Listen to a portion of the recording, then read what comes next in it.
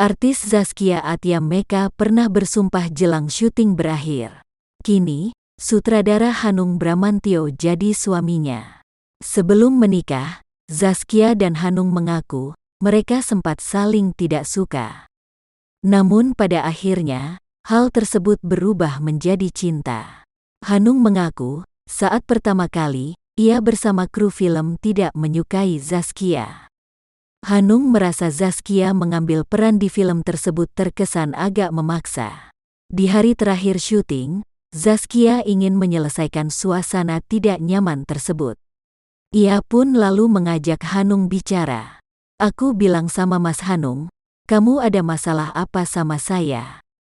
Selama saya syuting, ini adalah lokasi syuting paling enggak nyaman.